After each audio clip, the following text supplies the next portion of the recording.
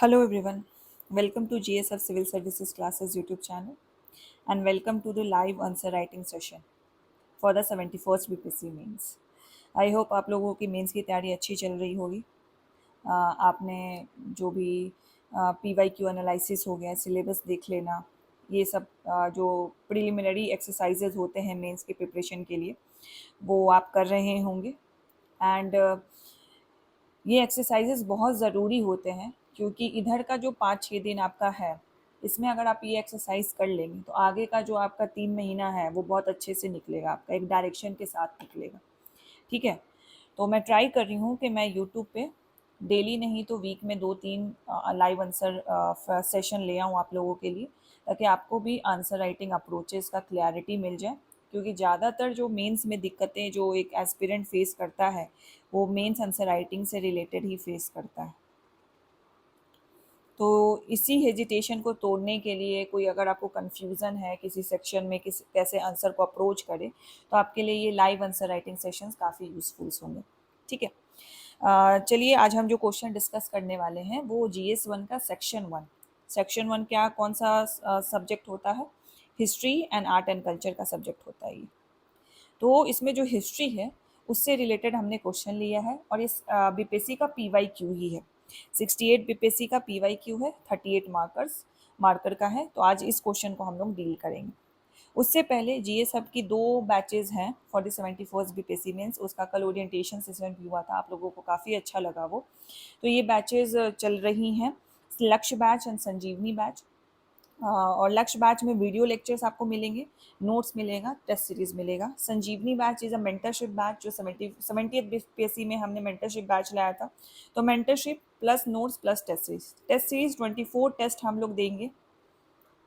ये 24 टेस्ट आपका online mode में होगा। अगर आपको इसको ऑफलाइन मोड में भी आप देना चाहते हैं तो ऑफलाइन मोड में भी आप इसको दे सकते हैं। Just you have to contact the team regarding it. ठीक है, वीडियो लेक्चर्स में जो भी सब्जेक्ट हैं, GS1, GS2, essay as well as Hindi and optional, वो सारे आपको इसमें कवरेज होंगे। टेस्ट सीरीज में भी हमने इसको डाला है, हिंदी के ऑप्शनल के भी टेस्ट हमने डाले हैं। ठीक है, full length test and sectional test सब कुछ इंक्लूडेड है इसमें, इवन DI भी इंक्लूडेड है। तो वीडियो लेक्चर्स में मोस्ट ऑफ द सेक्शंस तो है मैं ही ले रही हूँ। तो जिस तरीके से आपको ये लाइव आंसर राइटिंग सेशन मिल रहा है, वहाँ तो हम लोग रेगुलर बेसिस पे लेंगे लाइव आंसर राइटिंग सेशन। जितने भी सेशंस होंगे उसमें हम लोग PYQ को एक बार जरूर एनालाइज कर लेंगे, देख लेंगे कि अप्रोचेस कैसे लिखने हैं। ठीक है, एंड जो हमने टेस्ट भी इसमें फ्रेमिंग की है वो इस तरीके से की है कि जैसे जैसे आपके लेक्चर्स कंप्लीट होते जाएंगे और जैसे जैसे संजीवनी बैच में आपके टारगेट्स कंप्लीट होते जाएंगे, वैसे वैसे आपका टेस्ट होगा। सो दैट जो भी अभी तक आपने पढ़ा है उसको आप टेस्ट कर पाओ लिख के, कि हाँ आप वो चीज़ प्रैक्टिस कर रहे हो इन रियल सेंस। अगर हम आप पे छोड़ देंगे तो उसमें से लाइक 70% बच्चे नहीं लिखेंगे, 30% ही बच्चे लिखेंगे। So we have plan the test in such a manner कि सारे जो टारगेट्स आपको दिए जा रहे हैं, वीडियो लेक्चर्स दिए जा रहे हैं, वो आप कंप्लीट करो, देन उसके बाद टेस्ट को अटेम्प्ट करो। ठीक है, तो दोनों बैच का डिटेल आपको सर का जो व्हाट्सअप नंबर है, टीम का जो व्हाट्सअप नंबर है, उस पर आप ले सकते हैं आगे के प्रोसेस के इनरोलमेंट के लिए, या आप वेबसाइट पे भी इसको चेक कर सकते हैं जहाँ से आप इस बैचेज में इनरोल होंगे। ठीक है, तो अभी इन बैचेस की ओरिएंटेशन क्लासेस हो गई है, लेकिन ओरिएंटेशन क्लास भी यूट्यूब पे अवेलेबल है। तो आप एक बार ओरिएंटेशन क्लास भी देख लीजिए, उसका भी लिंक मैं डिस्क्रिप्शन बॉक्स में डाल दूंगी कि किस तरीके से ये टेस्ट चलेगा, मतलब प्रोग्राम चलेगा, कैसे कैसे आपका टेस्ट होगा। तो उससे भी आपको एक ब्रीफ आइडिया मिल जाएगा कि किस तरीके से हमारा ये प्रोग्राम रन होने वाला है। ठीक है, एंड ऑब्वियसली जो मैं बता रही हूँ वीडियो लेक्चर्स, मेरे अलावा जो भी टीम में है काफ़ी अच्छे एक्सपर्ट टीचर हैं, उनके भी सेशंस की वीडियो आपको यूट्यूब पे मिल जाएगी। तो उससे भी आप एनालाइज कर सकते हैं कि लेक्चर्स की क्वालिटी आपको कैसी मिलेगी। और लेक्चर्स और नोट्स की क्वालिटी, हमारी सब कुछ ओपन है, हम कुछ ऐसे बंद करके नहीं रखते हैं। तो आप वो उससे भी आप जज कर सकते हैं कि नोट्स का सैम्पल जो मैंने शेयर किया है, एसे का, GS1 का, GS2 का, तो उस तरीके वो भी पढ़ के आप एनालाइज कर लीजिए कि will it be able to sufficient for the 71st BPSC means. And I can guarantee you the quality of the notes, the content, the reports and data we are giving at you on the one place. What you have to do, you have to do only the hard work. पढ़ना है, revise करना है, लिखना है, this is what you have to do. ठीक है, तब भी मैं बोलूँगी जो लोग भी ये 71st बीपीएससी मेंटरशिप में आ भी रहे हैं और लक्ष्य बैच वीडियो लेक्चर बैच भी ज्वाइन कर रहे हैं, तब भी जो मैं एक्सरसाइजेज आप जो खुद सेल्फ स्टडी के पर्पज से करेंगे, वो एक्सरसाइजेज आपको बैच ज्वाइन करने के भी बाद करना है। Ultimately it's up to you अगर आप बैच ज्वाइन कर लेंगे तो ऐसा कोई कंफर्मेशन नहीं है कि आपका सिलेक्शन होगा, but it certainly give you the direction कि किस डायरेक्शन में आपको अपना हार्डवर्क करना है, आपका हार्डवर्क वेक ना हो, वेस्ट ना हो, ये इंश्योर करेगा। लेकिन मेहनत अल्टीमेटली आपको करना है। चलिए आज का सेशन हम लोग स्टार्ट करते हैं। क्वेश्चन है 68 बीपीएससी में पूछा गया था, 38 मार्क का, और ये मैंने मॉडर्न हिस्ट्री का लिया है। लास्ट क्लास में हमने इको जियो का देखा था, उससे पहले हमने आर्ट एंड कल्चर का देखा था। तो मैं ज़्यादा से ट्राई करूँगी कि यूट्यूब पे जो 1-2 वीडियो जाएगी उसमें मैं अलग अलग सेक्शंस का करवा दूँ आपको, ताकि अलग अलग सेक्शंस के आपको अप्रोच मिल जाए। और मैंने जो क्वेश्चन लिया है ये भी थोड़ा हट के लिया है, मैं वैसे वैसे क्वेश्चन ले रही हूँ जो डायरेक्ट नहीं है। डायरेक्ट वाले तो आप खुद भी लिख सकते हो, उसमें ज़्यादा दिमाग नहीं लगाना होता है। लेकिन जो थोड़ा सा हट के होता है, जिसमें आपको कंटेंट पता है लेकिन उसमें लिख नहीं पाते हो कि मुझे इसका लिखना कैसे है, इसका अप्रोच कैसे करे, इसका फॉर्मेट क्या होना चाहिए, उस तरीके के क्वेश्चन मैं पिक कर रही हूँ। तो इसमें जो क्वेश्चन है, discuss the factor for the emergence of the Indian national movement, how it gave direction to the freedom struggle. Emergence factors पूछ रहा है किसका? इमर्जेंस का, इंडियन नेशनल मूवमेंट। अब इंडियन नेशनल मूवमेंट में तो एक मूवमेंट नहीं है, it is a combination of movement. Champaran Satyagraha, civil disobedience movement, non cooperation movement, quit India movement, जो छोटे छोटे मूवमेंट्स होते गए हैं, उसका है ये कॉम्बिनेशन। तो उसका हमें फैक्टर्स को डिस्कस करना है, we have to discuss it, मतलब we have to analyse all the factors which is responsible for the Indian national movement. ठीक है, फिर उसके बाद पूछा है कि how these factors led to the freedom struggles. कैसे ये फैक्टर्स कंपेल किया लोगों को कि आपको फ्रीडम स्ट्रगल के लिए जाना है, फ्रीडम स्ट्रगल के लिए फाइट करना है, अपने फ्रीडम को अचीव करने के लिए स्ट्रगल करना है। How it gave it to the freedom struggle. ठीक है, अब इसका आप इंट्रो, यहाँ पे कुछ हम डायरेक्ट लिख नहीं सकते, ठीक है, कि क्योंकि ये एक नेशनल मूवमेंट के बारे में बात नहीं कर रहा है, ये पूरा एक ब्रॉड टर्म लिख दे रहा है, इंडियन नेशनल मूवमेंट। अब इंडियन नेशनल मूवमेंट तो बहुत सारे हैं, जैसा अभी हमने बात की 1857 से जो मास मूवमेंट स्टार्ट हुआ, जो पहला मास मूवमेंट था, फिर उसके बाद चंपारण सत्याग्रह, फिर इतने सारे ऑल इंडिया लेवल पे छोटे छोटे जो रिवॉल्ट्स होते गए, ट्राइबल हो गया, सिविल अपराइजिंग्स हो गए उसकी तरह जो भी गांधीयन पीरियड के बाद जो जो नेशनल मूवमेंट हुआ, it is the combination of all itself. तो हमें ये जो फैक्टर्स लिखना है, this will be the combination of every movement which held in the India during the independence, during the freedom struggle itself. ठीक है, तो इसका इंट्रो भी इस तरीके से ही रहेगा कि हम इसमें सारे जो नेशनल मूवमेंट्स हैं उसको हम लोग कंबाइन कर दें। तो यहाँ पे क्या बोल रहा है, the emergence of the Indian national movement. तो यहीं से हम लोग स्टार्ट कर देते हैं कि जो इमर्जेंस हुआ था इंडियन नेशनल मूवमेंट का, वो किसी एक वजह से नहीं हुआ था, that is because of the multifold reasons, multifaceted reasons. एक वजह नहीं था, इकोनॉमिक कॉजेस था, सोशल कॉजेस था, ठीक है, एडमिनिस्ट्रेटिव कॉजेस था, डिफरेंट टाइप ऑफ कॉजेस थे, which is because of the multifaceted reason. कहाँ से इवॉल्व हुआ? ब्रिटिश का एक्सप्लोटेटिव पॉलिसीज, जो एडमिनिस्ट्रेटिव एक्सप्लोटेटिव पॉलिसीज था, ब्रिटिश का इकोनॉमिक एक्सप्लॉयटेशन,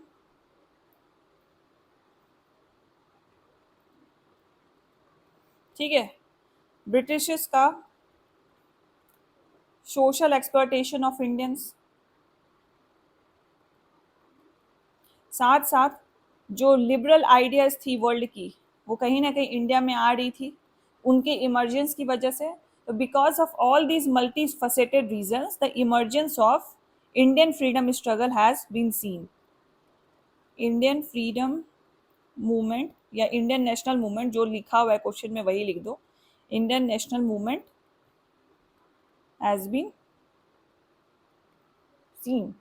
ठीक है, इसके अलावा और क्या रीजन थे? ये तो कुछ रीजन थे। साथ साथ जब लिबरल आइडियाज और वेस्टर्न एजुकेशन स्प्रेड हुआ, तो हमें बहुत सारे लीडर्स मिले, जो फ्रंट लीडर्स उभर के आए, उनके लीडरशिप में, उनके फ्रीडम फाइटर एबिलिटी ने मासेस को इवोक किया कि घरों से निकलो और अपने फ्रीडम के लिए, अपनी आज़ादी के लिए, देश के लिए लड़ो।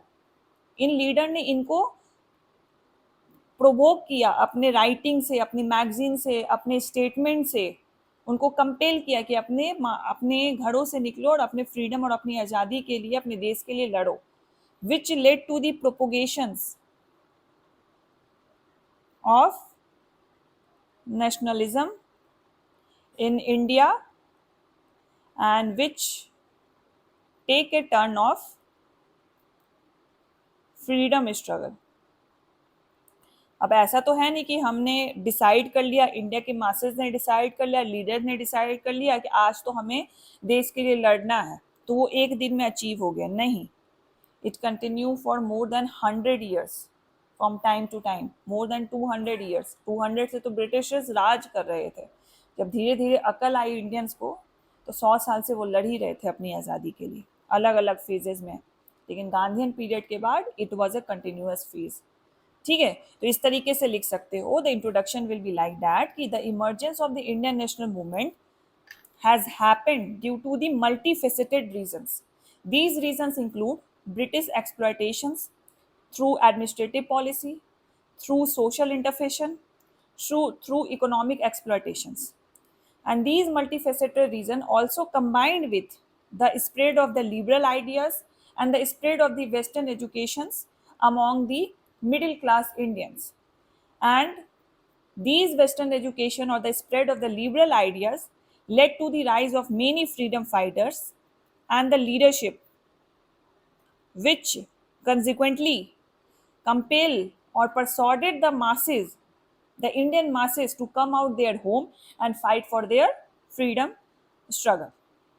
ठीक है, इस तरीके से आप बता दे रहे हो कि Indian national movement is not like a very simple struggle, but it is a very multiple dimensional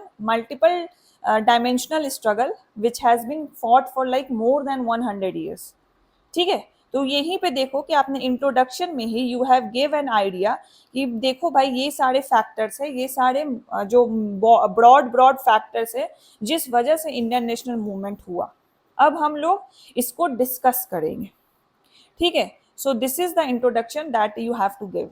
next हम आते हैं direct, we don't have to give much thought to it, हमें डायरेक्ट जंप कर जाना है factors for the emergence of the Indian national movement.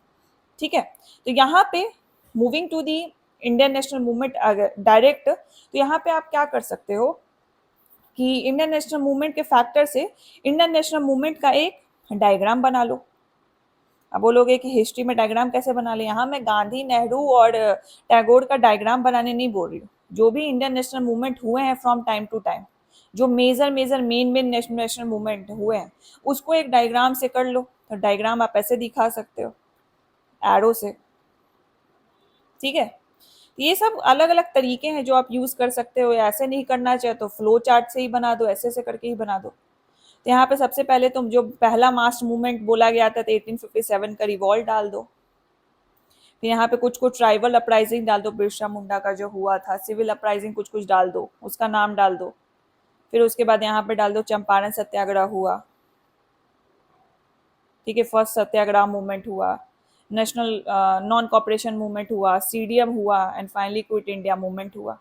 इस तरीके से यू हैव गिवन द, यहाँ पे लिख दो फिगर में, the phases of Indian national movement. Indian national, तो मैम एक आपने डायग्राम बता दिया, these are the phases of the Indian national movement. Then moving to these phases of Indian national movement is the result of multiple factors which are, बस यहाँ पे लिख दो और फिर यहाँ पे डाल दो फैक्टर्स जो क्वेश्चन में पूछा हुआ है for the emergence of Indian national movement. ठीक है, अब फैक्टर्स तो आपने इतना सारा पढ़ रखा है, इसको हम डिटेल में नहीं देखेंगे. क्लासेस जो हमारी होगी लक्ष्य बैच में, उसमें हम लोग इसको डिटेल में देखेंगे. इसको मैं फिर से करवाऊंगी आपके लिए. मैं यहाँ पे बेसिकली आपको अप्रोच बता रही हूँ कि मेंस आंसर राइटिंग में आपको अप्रोच क्या रखना है. तो इंट्रोडक्शन का अप्रोच पता चल गया, ट्रांजिशन में एक हमने डायग्राम दे दिया, and we have transited to the factors for the emergence of the Indian national movement. इसको जो डायमेंशंस है उसमें भी तोड़ सकते हो कि सोशल कॉजेज को अलग लिख दो, इकोनॉमिक कॉजेज को अलग लिख दो, एडमिनिस्ट्रेटिव कॉजेज को अदर अलग लिख दो, एंड मिसलेनियस कॉजेज को अलग लिख दो। या ये फैक्टर्स में डायमेंशन में तोड़ना नहीं है, डायरेक्ट हमें फैक्टर्स लिख देना है, तो यू कैन डू कि फैक्टर्स यहाँ लिखो, एक फ्लो चार्ट बना दो कि क्या क्या कॉजेस थे। तो फैक्टर्स में लाइक पॉलिटिकल यूनिफिकेशन होने लगा इंडिया का, जो थोड़ा बहुत डेवलपमेंट करने लगी थी ब्रिटिशर्स, ठीक है, रोड और रेलवे बन गए, तो एक एक पार्ट ऑफ कंट्री दूसरे पार्ट ऑफ कंट्री से कनेक्ट हो गया, लोग आपस में मिलने जुलने लगे, और ये पॉलिटिकल यूनिफिकेशन एक तरीके से हेल्प कर गया इंडिया के लिए, ठीक है। उसके अलावा आप इसमें एडमिनिस्ट्रेटिव पॉलिसीज लिख सकते हो, जिस वजह से जो इकोनॉमिक एक्सप्लॉयटेशंस हुआ है, तो लैंड रिफॉर्म्स आप इसमें जरूर बताओगे, ठीक है, लैंड रिफॉर्म्स, टैक्स रिफॉर्म्स, जिस वजह से प्रॉब्लम्स हुई। उसके अलावा आप बताओगे कि वेस्टर्न एजुकेशन का जो स्प्रेड हुआ उसने भी काफ़ी हेल्प की। ये ब्रिटिशर्स चाहते तो नहीं थे कि वो इंडियंस को एजुकेटेड बनाए वो बेसिकली एजुकेशन भी इसीलिए दे रहे थे ताकि जो उनका एडमिनिस्ट्रेटिव वर्क है उसमें उनको हेल्प मिल जाए। लेकिन कहीं ना कहीं ये वेस्टर्न एजुकेशन फैलाने से ये ब्रिटिशर्स को ही हावी पड़ गया। वेस्टर्न एजुकेशन फैलने से जो मिडिल क्लास के लोग थे, जो इन एजुकेशन को अफोर्ड कर पाते थे, उनमें कहीं ना कहीं वो लिबरल आइडियाज मिलने लगे उनको, वो ब्रिटिश के दायरे से बाहर सोचने लगे, और जैसे ही वो ब्रिटिश के दायरे से बाहर सोचने लगे तो वो लिबरल आइडियाज को सोचे कि ये लिबरल आइडियाज मुझे भी अपने कंट्री में लाना है, एंड फिर उसके लिए वो वर्क करने लगे, उसके लिए वो लोग मैगजीन लिखने लगे, न्यूज़पेपर लिखने लगे, जिससे पॉलिटिकल यूनिफिकेशन हो गया इंडिया का। फिर इंडिया रेनेसा भी हुआ। इंडिया रेनेसा के कौन फादर हैं? राजा राम मोहन रॉय। रिफॉर्मिस्ट पॉलिसीज उन्होंने काफ़ी लाई। जो सोशल इविल्स फैक्टर्स थे, सती प्रथा और भी विमेन से रिलेटेड, विडो से रिलेटेड, तो जो भी फैक्टर्स है उनको उनको उन्होंने उनको तोड़ने के लिए काफ़ी प्रयास किए। कितनी सारी सभास बनाई बनाई जिसमें लोगों जागरूक हो और इन सोशल फैक्टर्स को वो कर्व आउट कर सके। तो इंडियन रेनेसा का भी इसमें काफ़ी इंपॉर्टेंट फैक्टर है। राजा राम मोहन राय, दयानंद सरस्वती के आइडियोलॉजीज को इंडिया को सोशल जो स्ट्रक्चर था उसको थोड़ा सा रिवाइव करने का पता चला। इंडियन पास्ट को जैसे ही ये वेस्टर्न एजुकेशन फैला, तो जहाँ पे सिर्फ रोटी कपड़ा और खाना के बारे में सोचते थे, वहाँ पे वो उस दायरे से निकल के इंडिया के बारे में सोचने लगे, अपने कंट्री के बारे में सोचने लगे कि काश ब्रिटिश नहीं होता तब उनकी ज़िंदगी कैसी होती। तो इसको सपोर्ट करने के लिए, उसको रियलिटी में कन्वर्ट करने के लिए इंडिया का जो पास था मुगल के टाइम, मुगल से पहले मराठास के टाइम, ये रिवाइव करने लगे, रीडिस्कवरी करवाने लगे। कौन करवाने लगे? जैसे विवेकानंद, ठीक है, आरजी भंडारकर, ये सारे कुछ फ्रीडम फाइटर और लीडर उठ के आए, जिन्होंने अलग अलग जगह जाके इंडिया के पास्ट को रीडिस्कवर करवाया कि देखो भाई, हमारा इंडिया कितना पहले सोने की चिड़िया कहलाता था, अभी हालत देखो इंडिया की, हम लोग भूखमरी में रह रहे हैं, हमारे पास पहनने को कपड़े नहीं है, खाने को रोटी नहीं है। तो कहीं ना कहीं ये सारी चीज़ें बताकर एक नेशनलिज्म का फैक्टर, एक पेट्रोटिज्म जो मिसिंग था इंडियन मैसेज में, उसको रिवाइव किया गया, ठीक है। उसके बाद मीडिया का स्प्रेड हुआ, ऑब्वियसली वेस्टर्न एजुकेशन स्प्रेड हुआ तो मीडिया का स्प्रेड हुआ। स्वदेश मित्रम, बिहार हेराल्ड, बिहार टाइम्स, ये सब स्प्रेड करने लगा, जिससे अवेयरनेस और नेशनलिस्ट आइडियोलॉजीज को बढ़ावा मिला, और कहीं ना कहीं ये मासेस को प्रोवोक किया, परसॉड किया कि अपने घर से बाहर निकलो और देश की आज़ादी के लिए लड़ो, उसी में तुम्हारी आज़ादी है। सिर्फ रोटी और कपड़ा के दायरे से बाहर निकलो और देश के लिए सोचो, और अपने अपने डेवलपमेंट, अपने बच्चों के लिए भी सोचो कि आगे आप ब्रिटिशर्स काल में जब रहोगे तो इसी भूखमरी के साथ रहोगे, ठीक है। तो ये सारे कुछ फैक्टर्स हैं जिसको फिर आपको डिस्क्राइब भी थोड़ा सा करना है, जो भी मैंने एक्स्ट्रा एक्स्ट्रा पॉइंट बताएं, हर एक फैक्टर्स को खोलो। ये फ्लो चार्ट आपने बता दिया कि देखो दीज आर द फैक्टर्स, या तो आप इस डायमेंशंस में तोड़ दो इसको, या तो एक फ्लो चार्ट बना दो और एक एक फैक्टर को डिस्क्राइब करो। Like political unification of India, तो कैसे पॉलिटिकल यूनिफिकेशन हुआ? जैसे मैंने बताया, रोड कनेक्टिविटी बढ़ा दी ब्रिटिशर्स ने, उन्होंने तो अपनी इंडस्ट्री के लिए कनेक्टिविटी बढ़ाई, but ultimately it helps the India in the Indian freedom struggle. लोग आपस में मिलने लगे। ठीक है, इंटीग्रेटेड जुडिशरी बना दी, सिविल एंड क्रिमिनल कोर्ट्स बना दिए जो कि ऑल ओवर इंडिया सेम थे, और ऐसे ऐसे क्रिमिनल कोड बनाए जो बहुत रिग्रेसिव थे, मतलब एक गलती करो तो फांसी हो जाएगी। तो ये ऑल ओवर इंडिया हर हर एक इंडियन सिटीजन के लिए लागू था, तो वो एक दूसरे से कनेक्ट होते गए। जब दुख आती है तो दुख वाले को ही खोजते हैं ताकि वो दुख आपस में बांट सके और उसके बारे में चर्चा कर सके। ठीक है, एक एक एक क्लास बहुत खुश खुश है और एक क्लास बहुत दुखी है, तो जो बहुत खुश है वो कभी नहीं चाहेगा वो अपना पोजीशन चेंज करे, लेकिन जो बहुत दुख है, दुख में वो चाहेगा कि वो अपना पोजीशन चेंज करे। तो यहाँ पे जो स्ट्रगल था ये तो सारे इंडियन सिटीजन का था। जब ऐसे ऐसे लॉ आए, लॉ का यूनिफिकेशन हो गया, जुडिशरी का यूनिफिकेशन हो गया, तो कहीं ना कहीं ये पॉलिटिकल यूनिफिकेशन कर दिया इंडिया का। सारे लोग एक ही समान, एक ही तराजू को खुद पे तौलने लगे अपने आप को।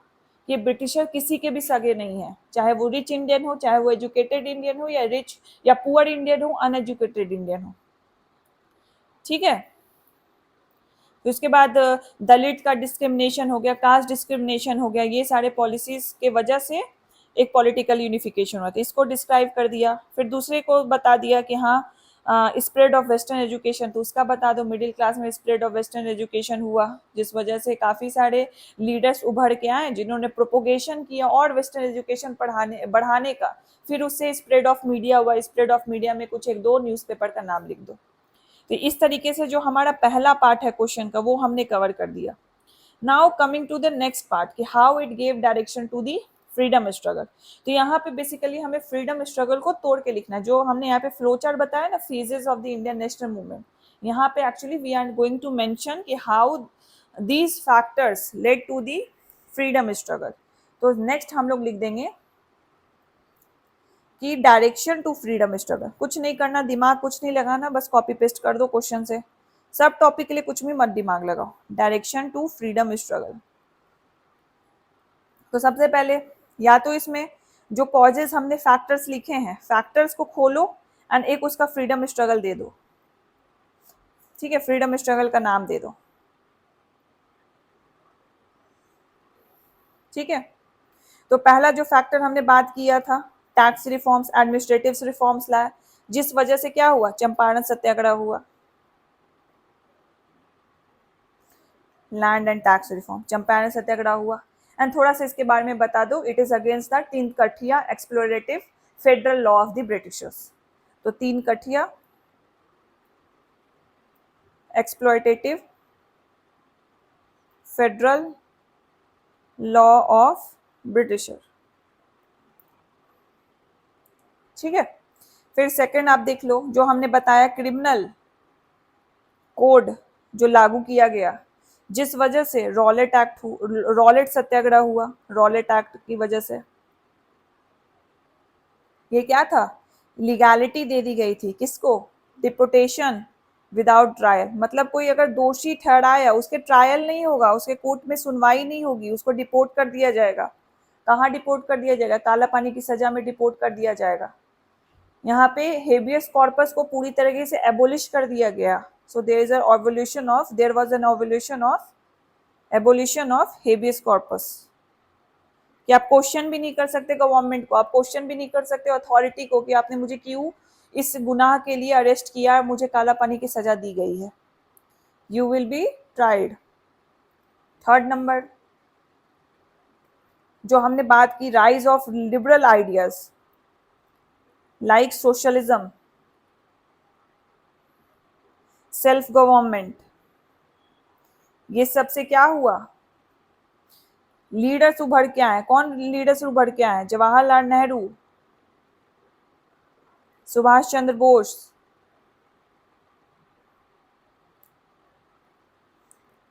और कहीं ना कहीं ये क्या, नेशनल कोऑपरेशन मूवमेंट इसी से प्रेरित है। और जो डिवाइड एंड रूल का जो पॉलिसीज ब्रिटिशर्स अपनाते थे, उसको हिंदू मुस्लिम यूनिटी से इसमें काउंटर किया गया। National cooperation movement is the last movement जहां पे हिंदू और मुस्लिम साथ में एकजुट होके फ्रीडम स्ट्रगल कर रहे थे। ठीक है, फिर उसके बाद डिवाइड हो गया था, मुस्लिम का कुछ गुट मुस्लिम लीग में चला गया, कुछ गुट हमारे साथ रह गया, इंडियन नेशनल कांग्रेस के साथ रह गया। ठीक है, यहाँ पे रेडिकलिज्म आ गया इंस्टेड ऑफ द कंजर्वेटिव्स का। नेक्स्ट हमारा आ जाता है civil disobedience movement. Civil disobedience movement, which is the culminating factor of the spread of media, the engagement of masses,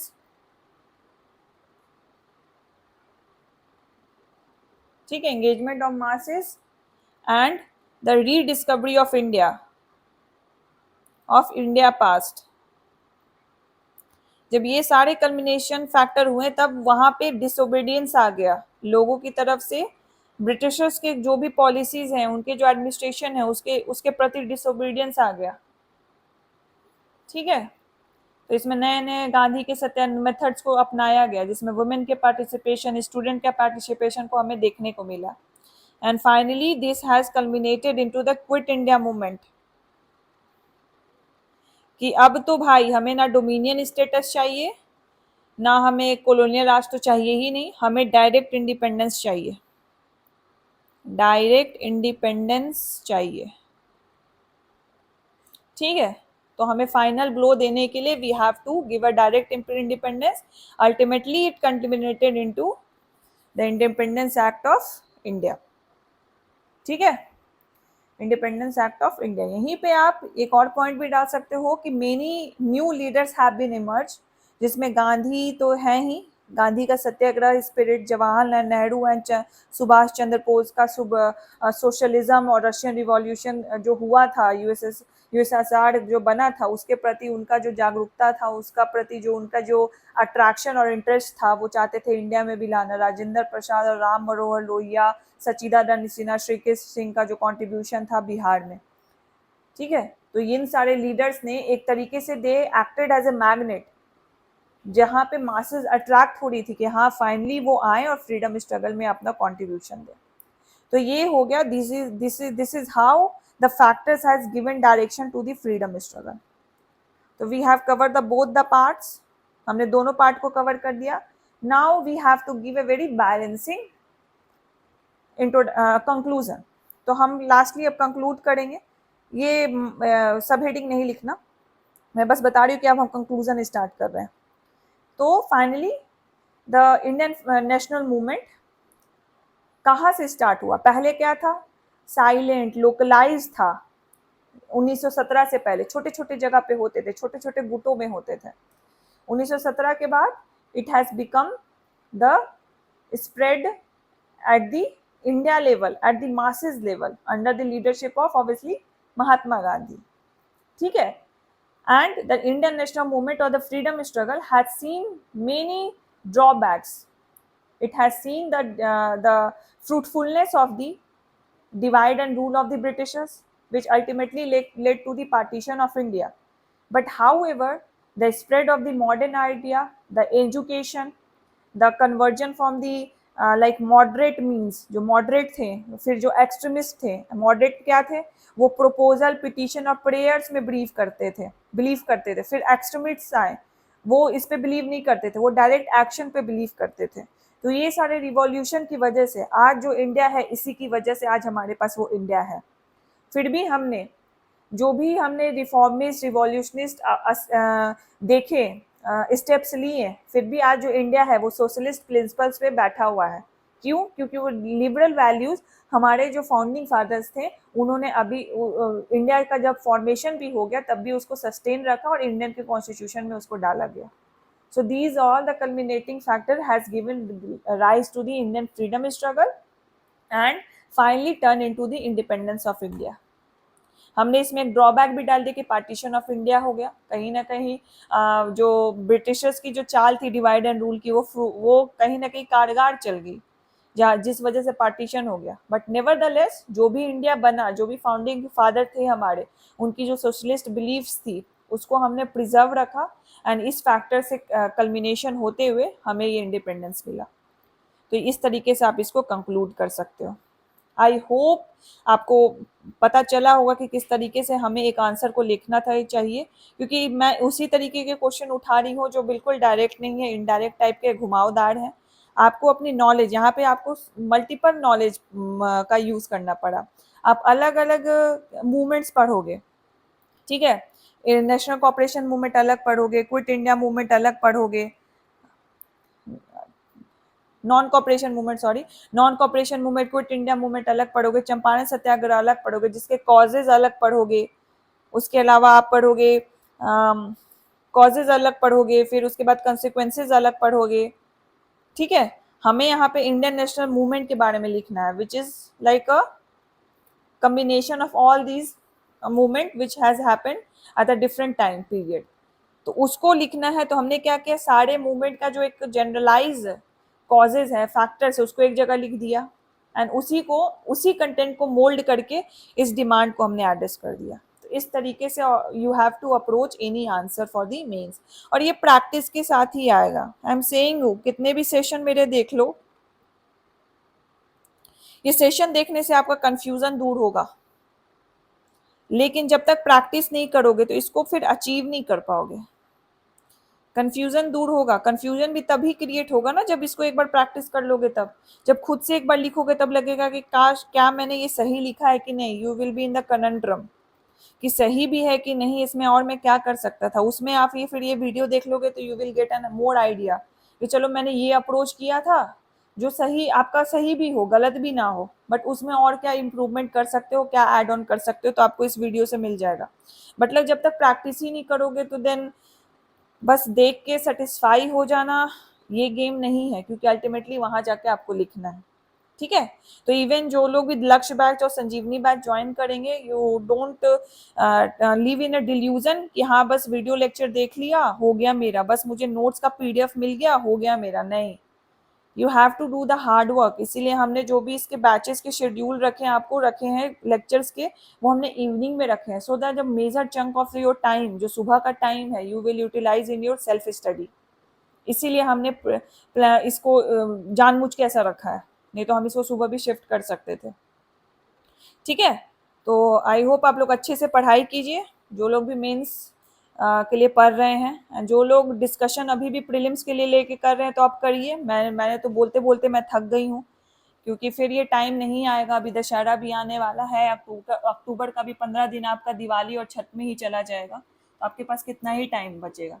and जनवरी में मुझे लगता है बीपीएससी एग्जाम ले लेगा, उससे ज़्यादा पोस्टपोन नहीं करने वाला है। तो आप उस हिसाब से अपने मंथ्स गिन लीजिए और देख लीजिए कि आपको किस हिसाब से तैयारी करनी है, ठीक है। जिसकी भी कोर्सेज लीजिए, सेल्फ स्टडी कीजिए, आई जस्ट वांट कि आप पढ़िए, बाद में वो रिग्रेट मत कीजिएगा, ठीक है। चलिए, this is all I have to cover for this video. Next video में हम एक दो और लाइव सेशन करेंगे जैसे मुझे मौका मिलता है।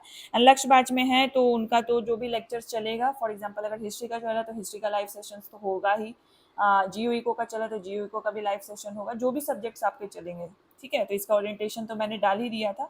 सो फॉर एनी इन्फॉर्मेशन और क्वेरी, डिस्क्रिप्शन चेक कर लीजिएगा, वेबसाइट पर डिटेल्स है, या टीम को कॉन्टैक्ट कर लीजिएगा, ठीक है। So thank you so much for watching.